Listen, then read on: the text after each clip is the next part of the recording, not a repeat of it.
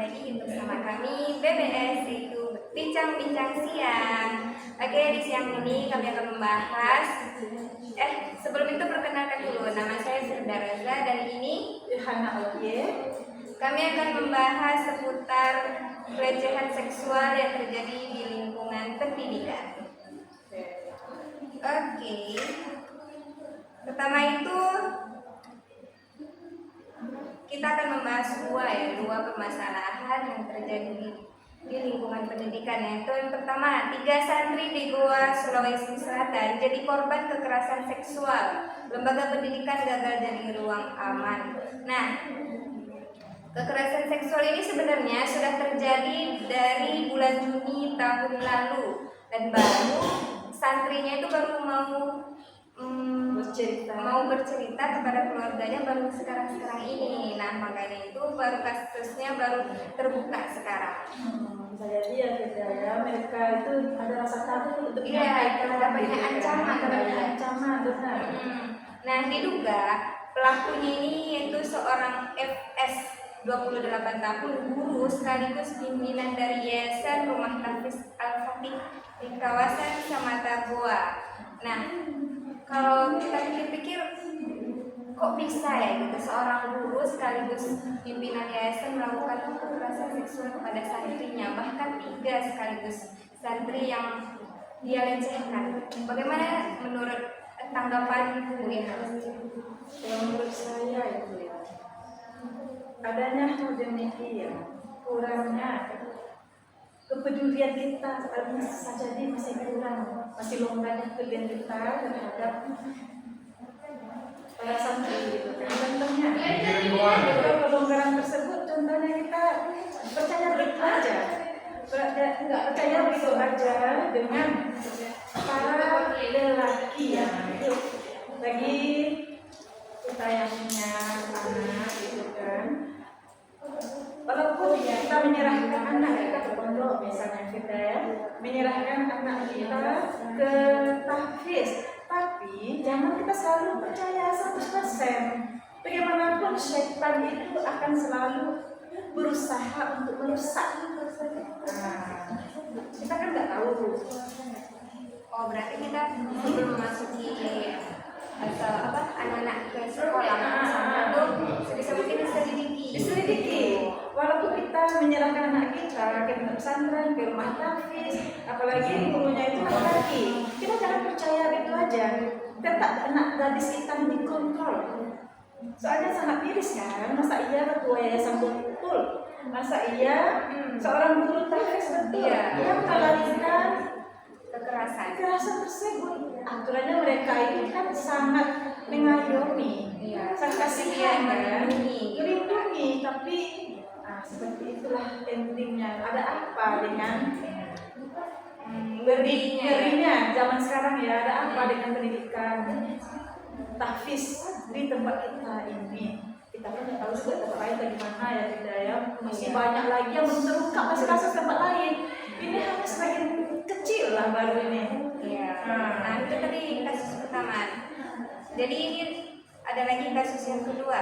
Siswi disabilitas tuli di SLB Makassar jadi korban kekerasan seksual. Pelakunya seorang guru. Nah, ini terjadi di Makassar pada tanggal 16 November 2024. 16 tahun lebih ya. Ya, dan ini nih sangat disayangkan, dia tuh siswinya ini sudah disabilitas, tapi malah dilakukan sama si oknum guru tadi pelecehan. Nah, itu kayak nggak masuk di akal. Benar, betul-betul udah nggak ada lagi naluri kemanusiaan.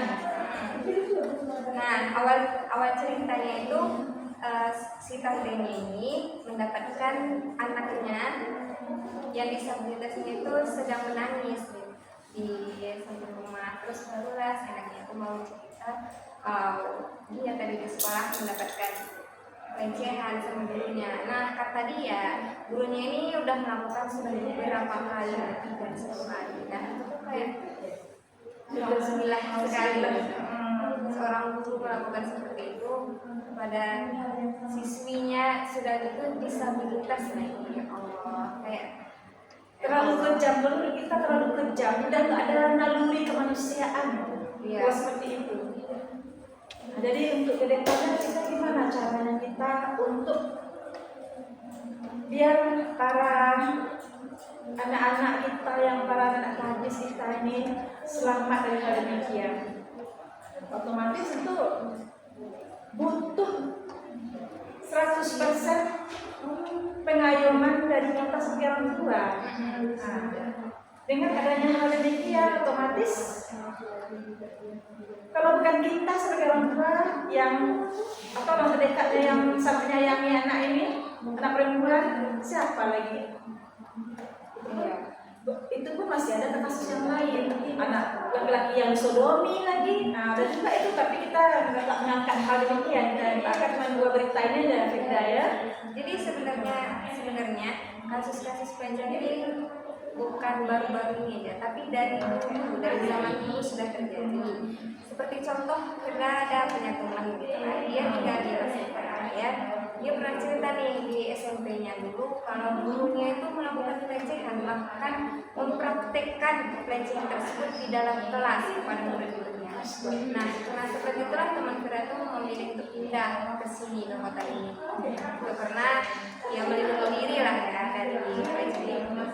Jadi kayak kita tuh sebenarnya bersyukur juga semakin majunya zaman, semakin majunya teknologi, jadi kita lebih gampang untuk mengungkap kasus-kasus yang tersembunyi yang ada di lingkungan pendidikan atau di lingkungan di mana saja. Betul.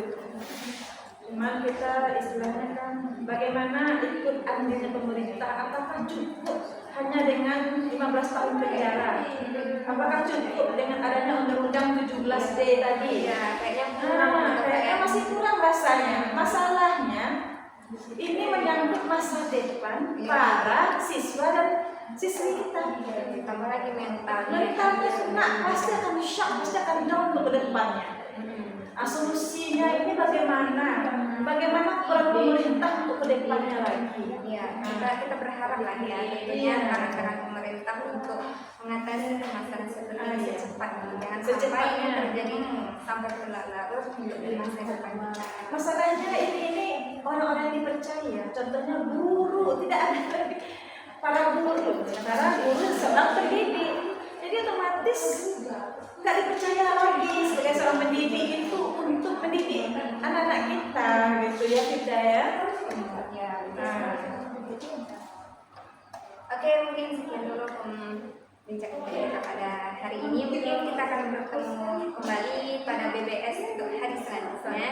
Kami tutup dulu. Wassalamualaikum warahmatullahi wabarakatuh.